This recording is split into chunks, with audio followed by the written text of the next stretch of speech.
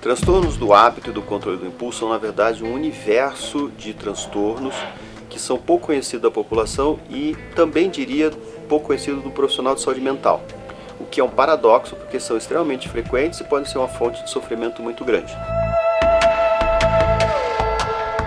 Existem vários transtornos do impulso. Hoje nós vamos falar um pouquinho sobre o transtorno explosivo intermitente.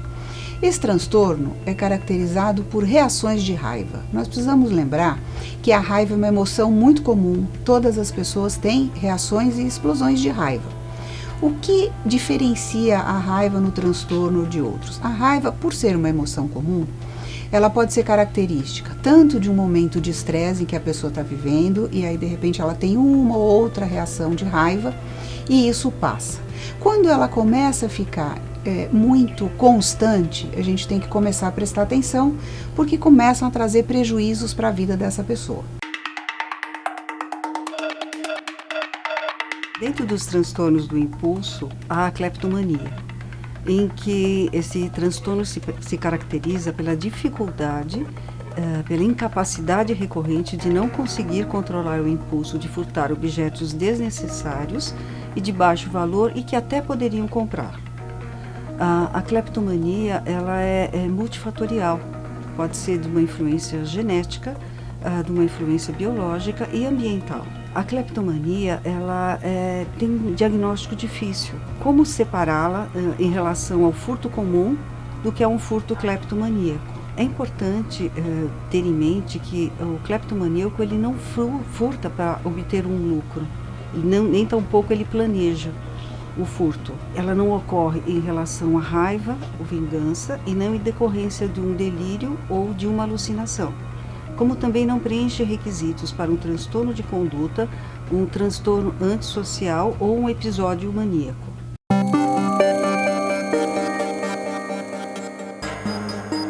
A tricotilomania começaram-se as pesquisas mais ou menos em 1990. A partir daí, houve todo o interesse através de toda a área médica e em 2013, através do DSM-5, porque a tricotilomania ela estava voltada para transtornos do impulso. Então, a partir do momento que ela foi para o DSM-5, ela passou a pertencer ao transtorno obsessivo-compulsivo, que é o TOC. Então, aonde está juntamente com os transtornos afetivos, transtorno de estresse pós-traumático, transtorno do opositor desafiante. Então, são alguns transtornos. Por que isso? Porque aí ela passou, sim, a ser uma doença psiquiátrica. Eu tenho esse problema de TI, né? Desde que eu era menino. Então, era na fase de uns 10, 12 anos, né? Começou menos, né? Com os impulsos, meu pai começou a perceber que eu era diferente dos meninos da minha idade, né? Aí com 10, com 12 anos começou a aflorar mais esses impulsos, né? Aí dessa idade em diante ficou bem mais difícil de controlar. Era muito mais difícil de lidar com as minhas emoções, né? Então por isso que tinha as explosões mais rápidas, assim, mais tipo, como posso dizer, do nada.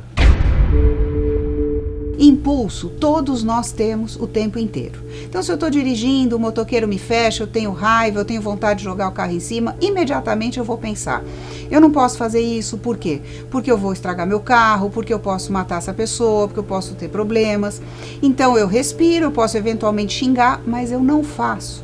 O indivíduo que tem um transtorno do impulso, ele sente esta raiva, normalmente em situações de injustiça, onde ele sente que as pessoas não são corretas, e ele vai para cima. independente do valor, do que possa acontecer. E depois, uma característica muito frequente é que essas pessoas têm muita vergonha e culpa por aquilo que fizeram, se arrependem, mas até aí o ato já foi feito. Quem tem TEI sempre não pode ser contrariado, né? Então, era contrariado, tinha esses acessos de agressividade e raiva. Teve um episódio, eu acho que eu devia ter uns 14 anos, né? Eu tomei uma dura, uma advertência, mas eu não tinha feito nada, e você fica, né, nessa situação, você levanta, começa a gritar, você vai pra cima, joga cadeira, é mais ou menos isso, entendeu? As explosões sempre acontecem muito mais quando você dirige, né? O trânsito, ele te libera muito estresse, o trânsito de São Paulo. Então, eu tava dirigindo, tava na faixa normal, né? Um carro de polícia entrou, sem buzinar, sem nada, eu fui tirando, eu cortei dele, né? Mas isso já, aquela irritação, aquele nervosismo, aquela agressividade dentro de você, absurda. Ele passou, eu passei do lado dele, assim, muito rápido, e deu um corte assim, ele falou, deve ser carro roubado, e foi atrás de mim. Nisso que ele foi atrás de mim, aí eu já falei, tantos caras pra eles ir atrás, né, tipo, pessoas que devem, eu sou um cidadão comum, eu me senti ofendido, né, de ser parado, eu não sou ladrão, não sou nada, né, então ele parou, eu saí do carro já transtornado, bati a porta, quase amassei a porta, eu fui peitando os 2 policiais, fui pra cima literalmente, eles sacaram a arma. Ali eles não atiraram porque os 2 tinham controle emocional, porque eu fui pra cima eu ia bater nos 2. E era 2 do meu tamanho, mas eu ia bater. Aí segurei, mas depois eu parei pra pensar. Se eu pego um cara também, um policial que tem TEI, e aí, como é que faz?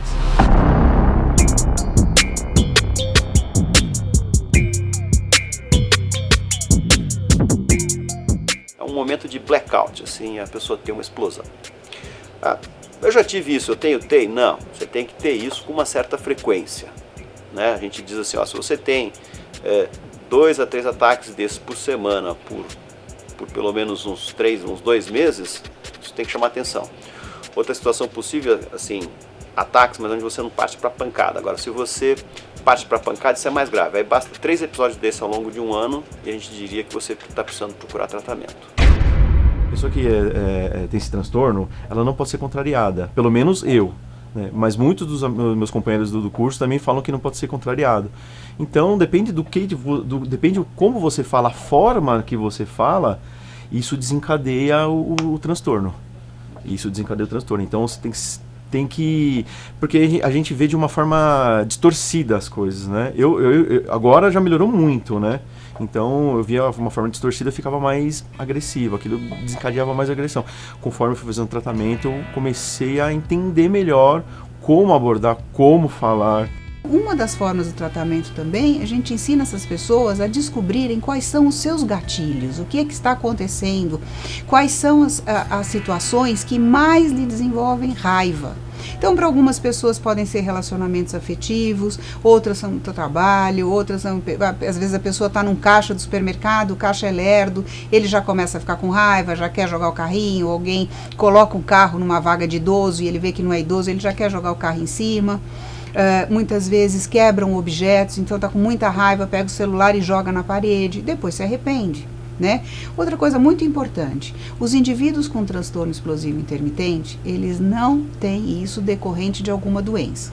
Então, se a pessoa teve, por exemplo, um traumatismo craniano ou uma demência, ou, olha, eu só tenho essas reações de raiva quando eu uso drogas, ou eu só tenho essas reações de raiva quando eu bebo.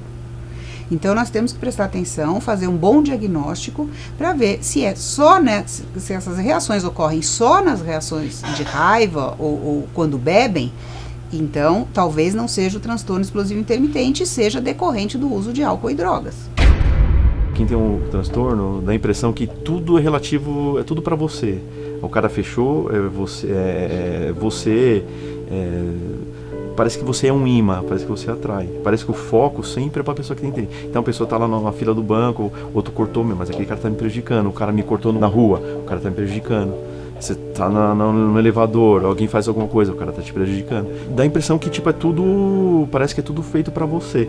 É importante saber que eles precisam de um diagnóstico, precisam de um tratamento, e o tratamento dá muito certo.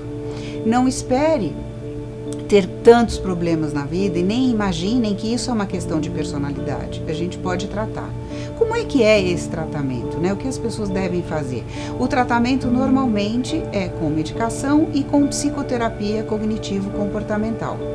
Por que a medicação? Porque ele tem algumas causas, esse transtorno. Entre as causas, a gente pode citar as causas hereditárias, biológicas, as causas ambientais.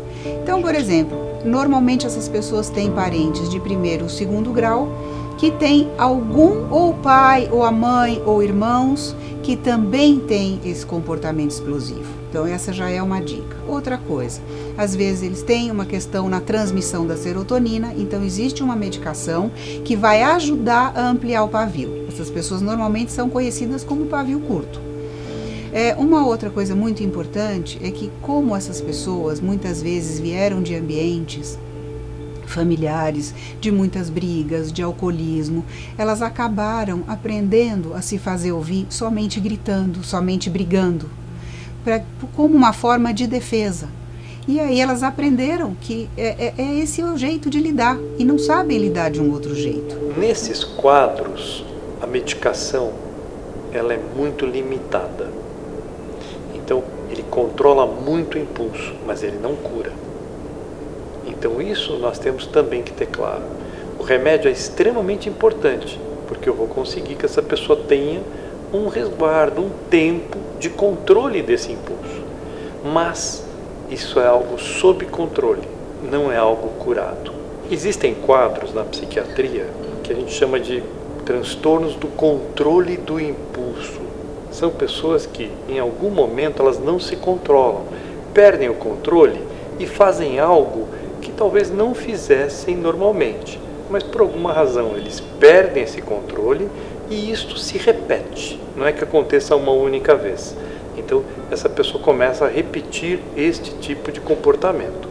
Isso pode acontecer com inúmeras situações. Alguém que, por exemplo, faz um pequeno roubo que não tem valor econômico. Ela pega algo do outro, que a gente chama da cleptomania.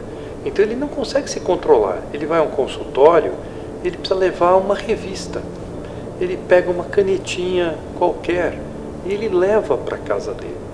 Então ele não consegue controlar aquele impulso que veio à cabeça e ele se sente bem fazendo isto. Ele não consegue realmente controlar-se. Com isto, ele acaba gerando uma situação muito incômoda. Então, quem não controla o impulso acaba gerando uma situação muito difícil para o seu entorno. Então, as pessoas percebem que ele faz isto. Geralmente, ele não está muito se importando com... Ele perde até um pouco a crítica, porque ele leva uma coisa que ali vai ficar evidente daqui a pouco.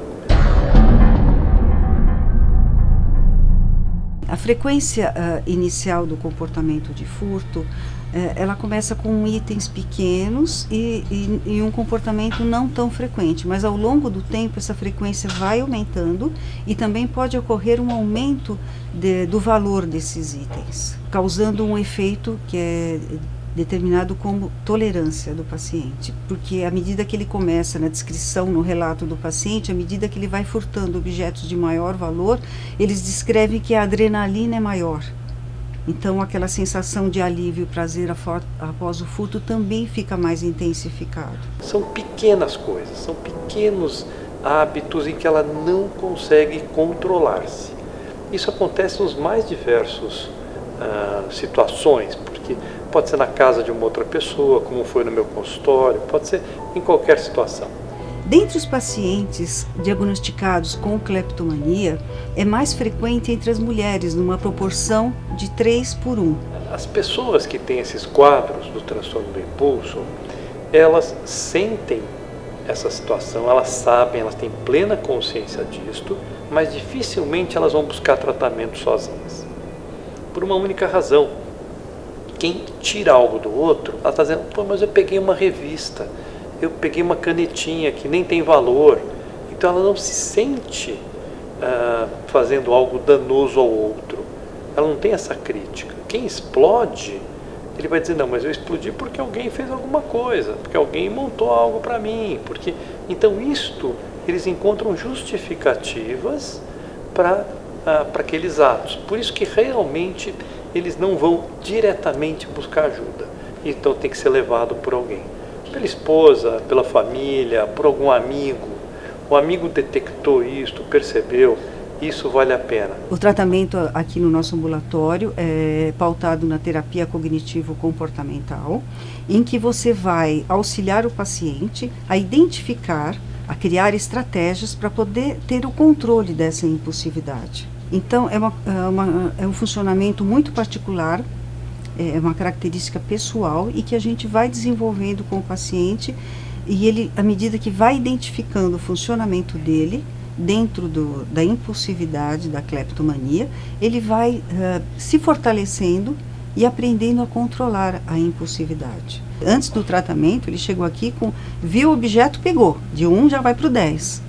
E ao longo do tempo eles vão conseguindo fazer essa diferenciação que faz com que eles se fortaleçam e consigam quebrar esse ciclo do impulso que ocorre como uma explosão. Quando eles iniciam o tratamento, eles têm uma expectativa alta de que agora eu não vou furtar mais.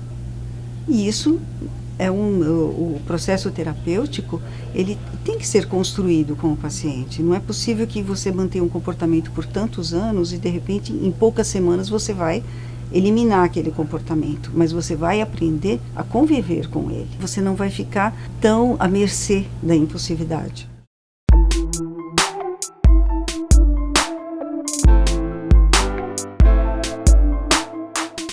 Eu me lembro das minhas fotos de 6 anos, eu não tinha nem cílio, nem sobrancelha. Mas a minha mãe, ela cogitou que eu pudesse arrancar o cabelo da cabeça no lugar do cílio da sobrancelha.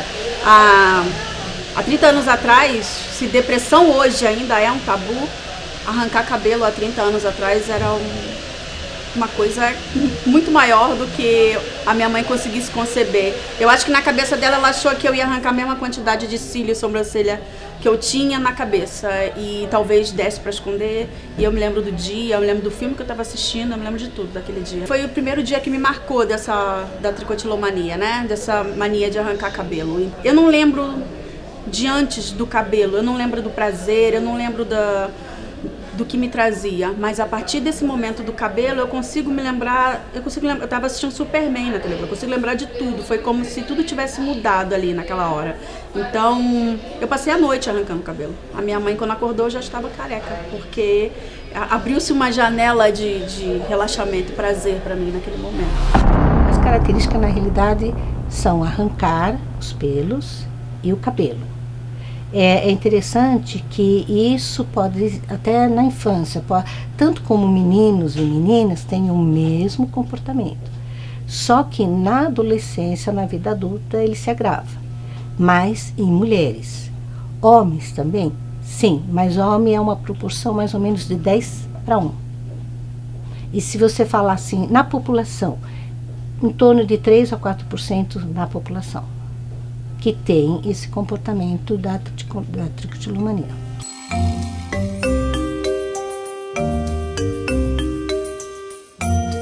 Naquele dia que eu comecei a arrancar cabelo da cabeça, eu senti uma forma de libertação. Como eu já fumei, eu consigo te explicar, para quem fuma, é a mesma sensação. Então, uma pessoa quando está angustiada, pressão, ansiosa, tem esse ritmo de vida e foge para o cigarro para poder fumar e relaxar, eu fujo para tricotilomania, né, de arrancar cabelo.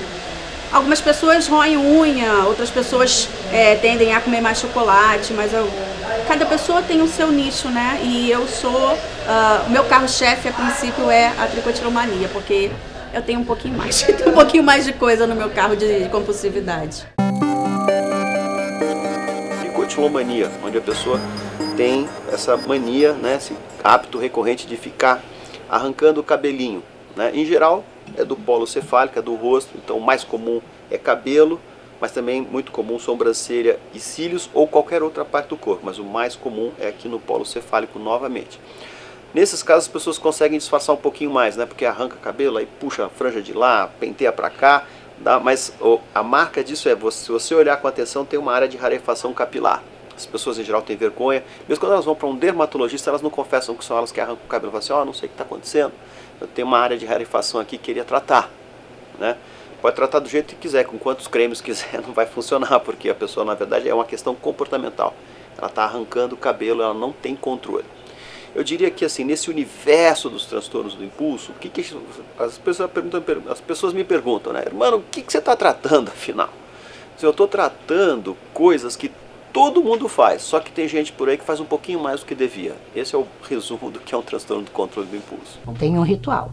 Então, qual é o ritual? Ele tem a percepção, ele olha, ele sente que aquele fio, ele tem uma textura diferente. É como se fosse assim, esse está premiado, mais ou menos assim, dessa textura vai me dar mais prazer. Então, só olhando. Aí, quando ele passa a mão, ele fala, é esse.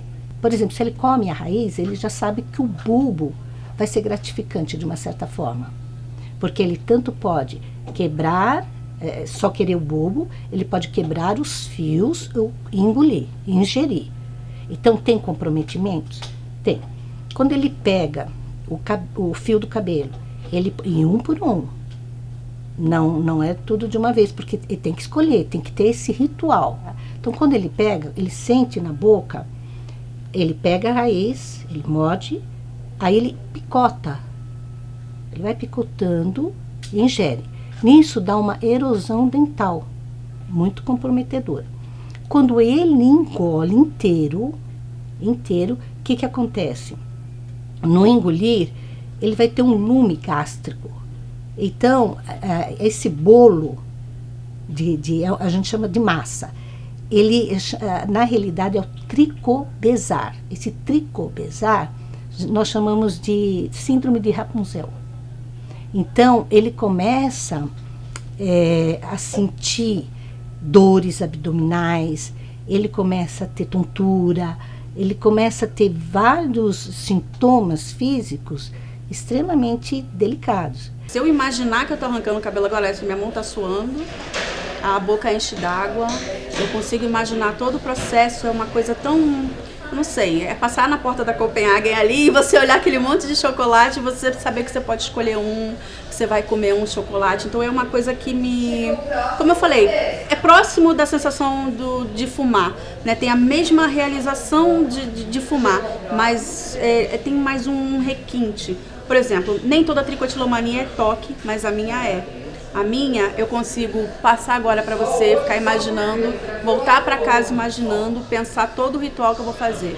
Quando eu chegar em casa, eu vou fazer todo o ritual. E o meu ritual não pode ter gente presente, que eu conheço muito caso de pessoas que fazem na rua, no trabalho, eu não.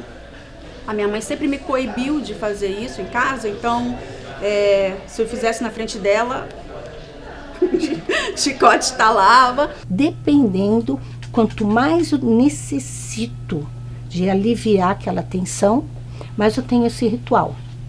Mas alguns é interessante que você fala assim, nossa, você arranca cílios? Eu não arranco cílios, eu só arranco do cabelo.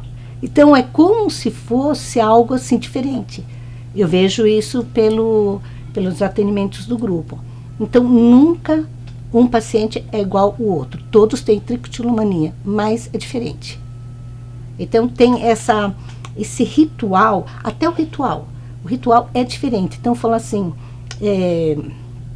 por exemplo, eu tiro com a pinça. Outro fala, não, com pinça não dá para sentir. Então eu falo, não, olha, faz assim. Então às vezes eles chegam até a ensinar, mas o outro ele não se adapta, porque para ele é daquela forma, daquele jeito. Uma vez um psiquiatra me perguntou, mas por que você faz isso? O psiquiatra nunca tinha ouvido falar de tricotilomania e eu precisei explicar para ele como seria, e eu expliquei para ele que botar uma pinça na minha frente e botar uma carreira de cocaína para um viciado era exatamente a mesma coisa. A gente ia ter o mesmo problema de não alcançar aquele, né, para mim um objeto, para ele a droga. Se você falar assim, o que tira cabelo, ele tira cílios, sobrancelha, pelos? Às vezes não, às vezes só um local. Ou ele tira só a sobrancelha, ou só tira os cílios, ou só de repente a barba, por exemplo, de homem, tira a barba, quase não percebe. Mas a sobrancelha e cílios, sim. Então alguns, o que fazem? se maqueiam. E aí é perceptível. E aí aonde a maioria que vem procurar é quando alguém percebe e fala, você está com os cílios, você pintou os cílios, você pintou a sobrancelha, nem cílios, ele faz o risco, porque fica, é muito visível.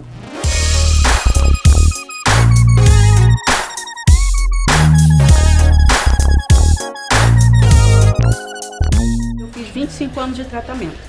Comecei a tratar em 1993 e faz tempo.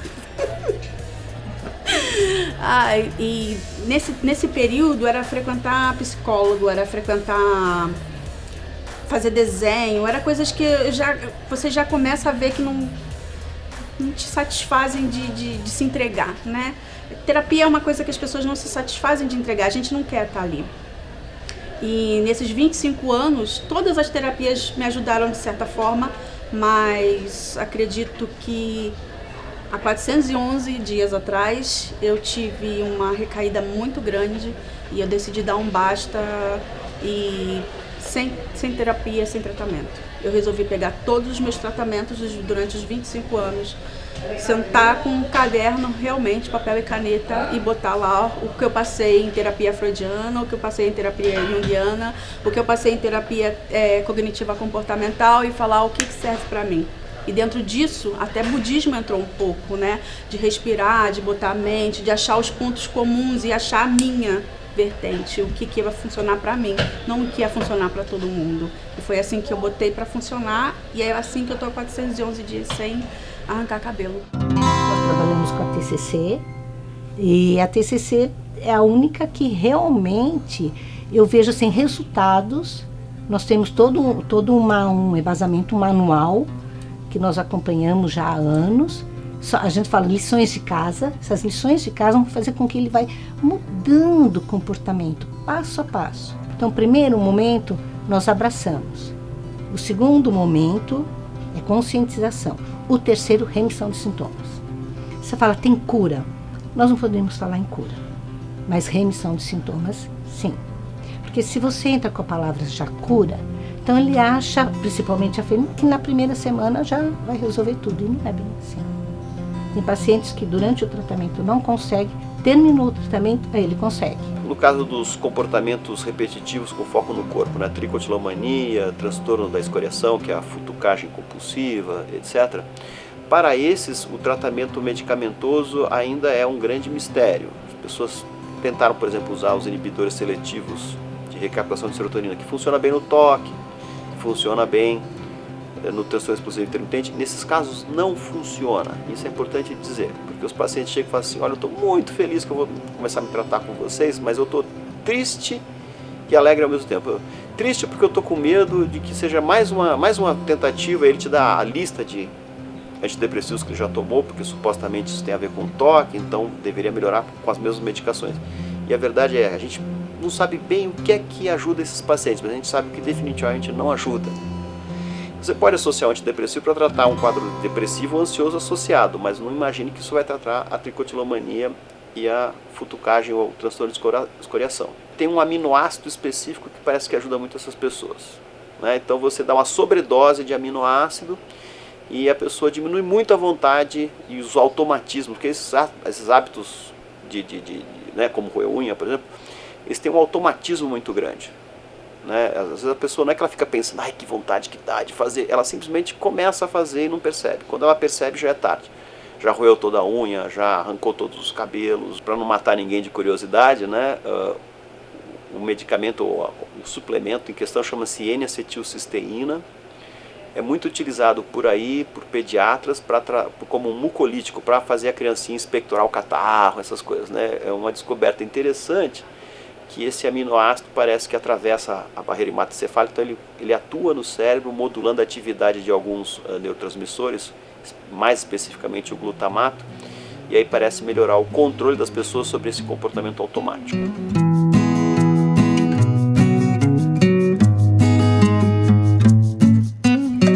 A gente que tem problemas psíquicos, né, depressão, compulsividades, enfim, a gente sempre acha que o problema não é nosso, né? A gente comeu demais porque tinha uma prova, a gente arrancou o cabelo porque o chefe estava enchendo o saco no trabalho, porque minha mãe me ensinou a cabelo. Se eu arranco o cabelo porque minha mãe me ensinou a arrancar cabelo, quando eu tinha 6 anos de idade, hoje eu tenho 38, porque eu não paro. Então o processo do Hospital das Clínicas foi um processo chave para começar a entender que o passado me montou. Se eu tenho orgulho do que eu sou hoje, eu tenho que honrar e dar graças a Deus ao meu passado. Antes do tratamento, com certeza uma pessoa mais agressiva, mais impaciente, mais nervosa, em todos os aspectos. Depois do tratamento e durante, melhorou muito. Outra pessoa, outro Elter. A minha mãe tá super perdoada. Hoje a gente se fala todo dia, bom dia, a gente se liga todo domingo. Quando ela não me liga, eu ligo pra ela. Eu vou pra casa dela, eu fico na casa dela sem tensão. Da última vez que eu fui pra casa dela foi ótimo. Dormi na cama com ela. Antes de 2015, que foi o meu ano de casamento, que ela participou do casamento, tudo foi... Nunca disse eu te amo pra minha mãe antes desse ano. Nunca houve eu te amo antes disso. Meu primeiro eu te amo foi na rua com amigos, não foi dentro de casa. E hoje em dia, se eu vou pro Rio, pra casa da minha mãe, eu durmo com ela na cama. Então, eu garanto que ela tá 100% perdoada e que eu consegui trocar de lugar com ela e eu consigo ver que todo o mal que ela me fez foi tentando fazer bem, sabe?